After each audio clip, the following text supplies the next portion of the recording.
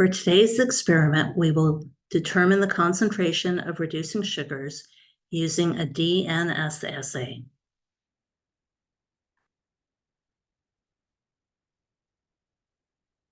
We'll be working off of worksheet 2 today. Next time, we will also determine reducing sugars using a more specific enzyme assay and worksheet 3. So how much sugar is in the food that we consume? Glucose, fructose, and sucrose are present in significant quantities in everything from beer to bread to medicine. We want to determine our sugar concentration, for which we can use either chemical assay or enzyme. The enzymes are more specific but more expensive. We'll use them next class period. Today we'll do a chemical assay. We can measure the sugars independently or simultaneously. Most of the time, however, you don't need to differentiate the different monosaccharides, so doing them at the same time can function just for many purposes. Today we'll do the chemical assay for total reducing sugars. It's a convenient and rapid assay using dinitrosalicylic acid. Next class, we will do enzyme assay to determine the individual levels of glucose and fructose. So a reducing sugar is any sugar that has an aldehyde group or can form one. The aldehyde group must be present on the first or last carbon. Many sugars are present in ring structures, which can be broken to reform an aldehyde group, as you see here with glucose. Glucose and fructose are both common reducing sugars with the same formula, but somewhat different structures. They both can form open chains to show the structures that you see on the schedule on the sheet. In solution, glucose and fructose are in equilibrium with the open chains, so they will go back between the two forms. They can act as reducing agents, and therefore they can be quantitatively measured. Looking closer, we see the aldehyde group here on the glucose. It can reform as a carbonyl. On the fructose, we have a ketone, but the ketone can tautomerize into an aldehyde. And that will reform as the structure shown there.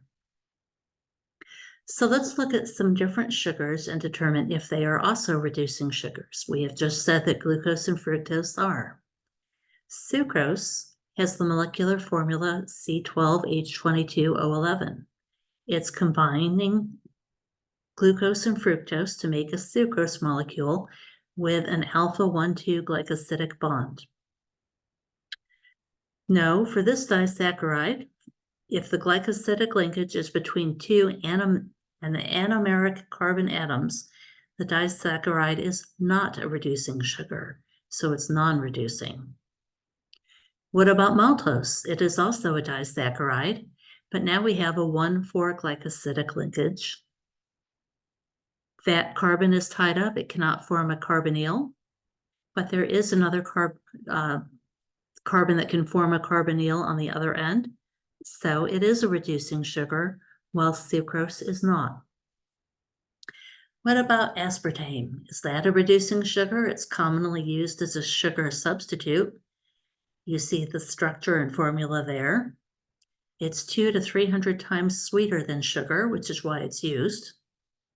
But there's no carbonyl to react with our DNS agent. It's already fully oxidized, so it's not a reducing sugar.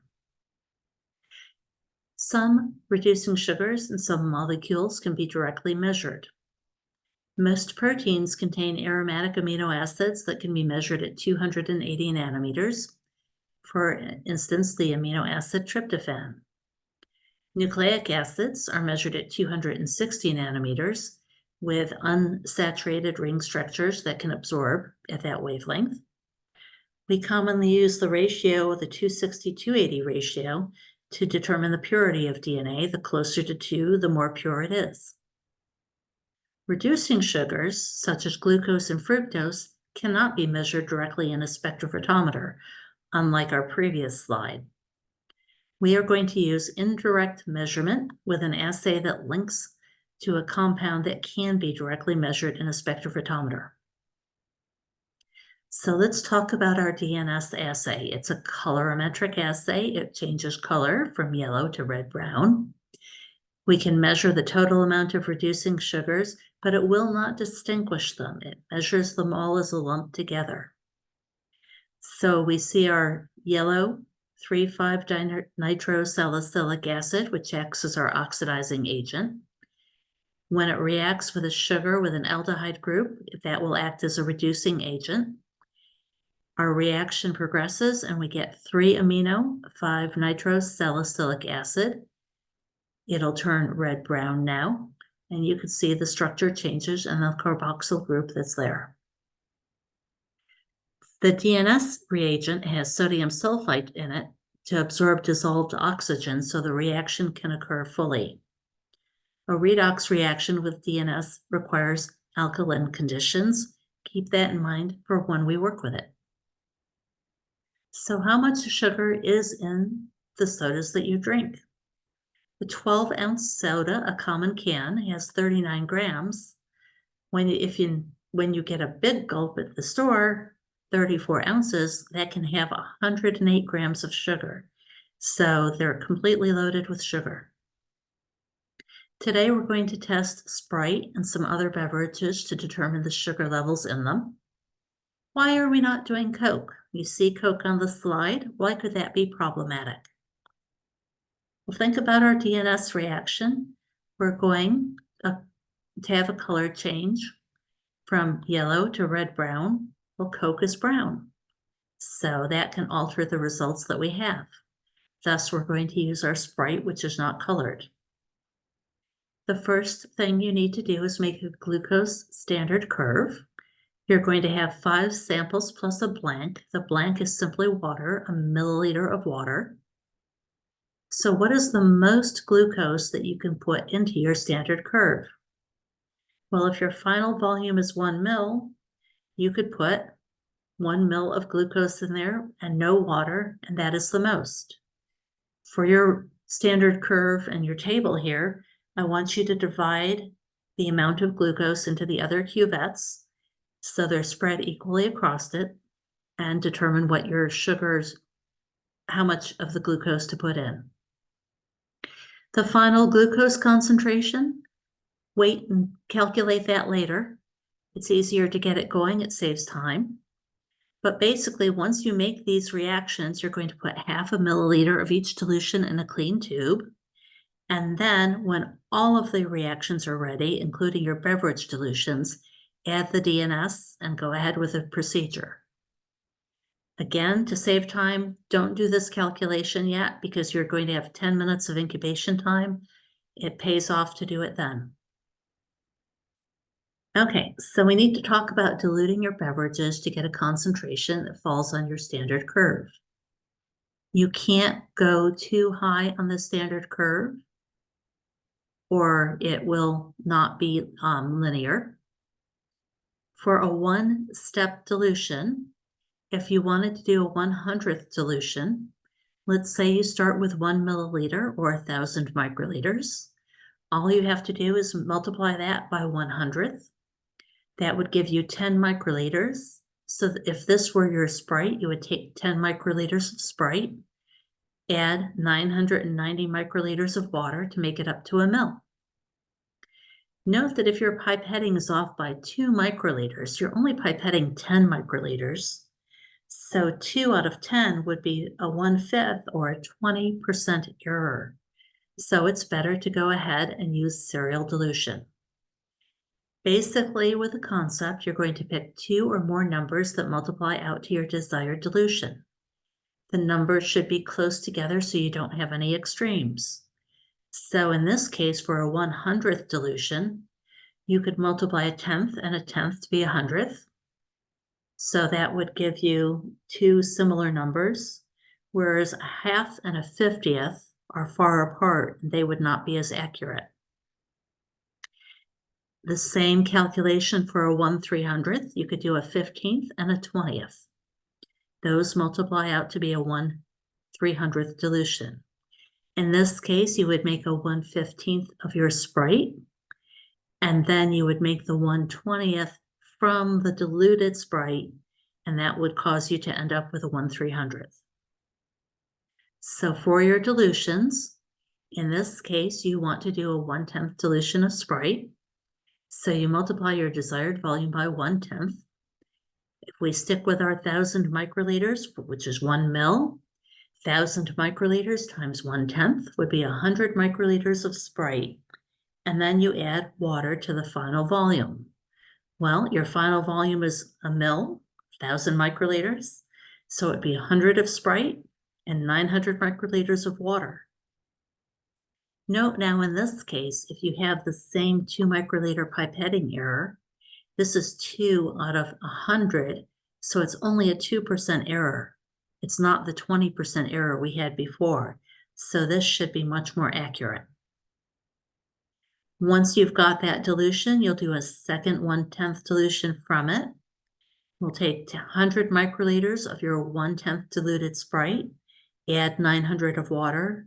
We now have a 1/10 times a 1/10, or our desired 100th dilution. You need to dilute your beverage samples using serial dilution.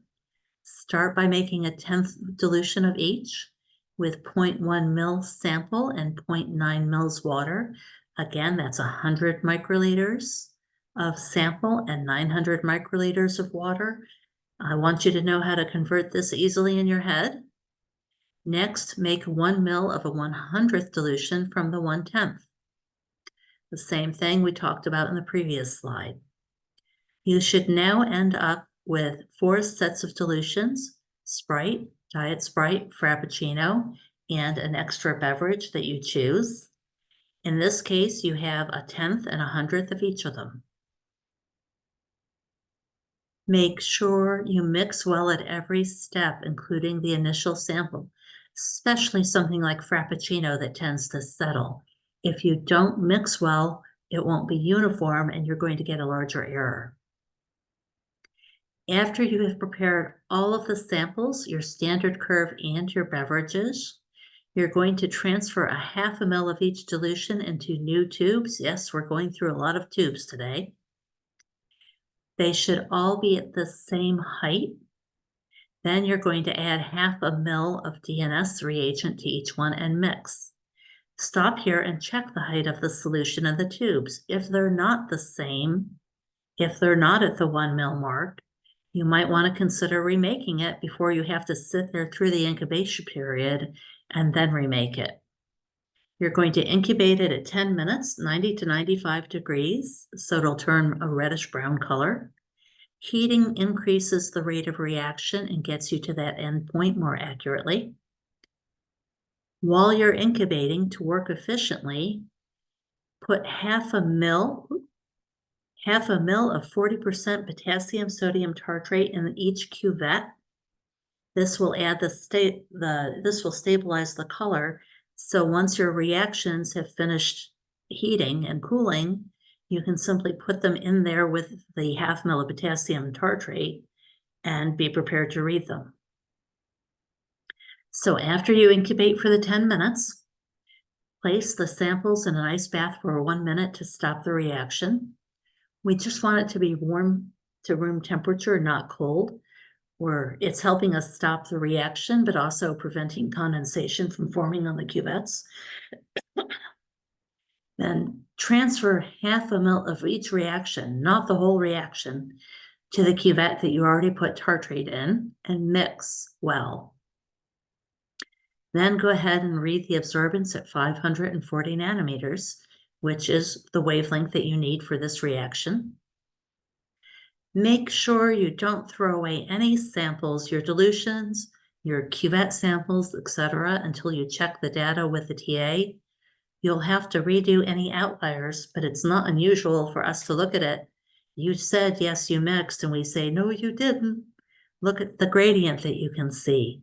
When I say mix, you probably want to mix with something like a P1000 to mix well and pipette up and down, making sure it's mixing.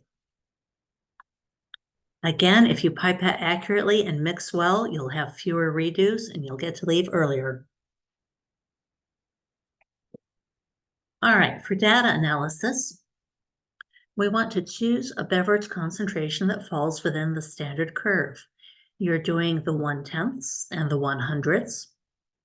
We have our standard curve with our data points up to here. Beyond that, it'll level off. It should continue straight, but the specs can't handle it that well, the light. It's too much light, too dense, so it'll taper off. It's no longer linear at that point, therefore it's not accurate. So if you pick a data point with a beverage up here, you're going to have that much error between the two. You want to pick whatever concentration of beverage falls upon the straight line. For our specs, they're accurate to about 1.5 OD.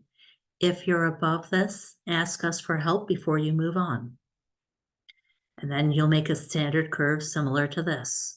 You will not graph your unknowns, just your known concentrations.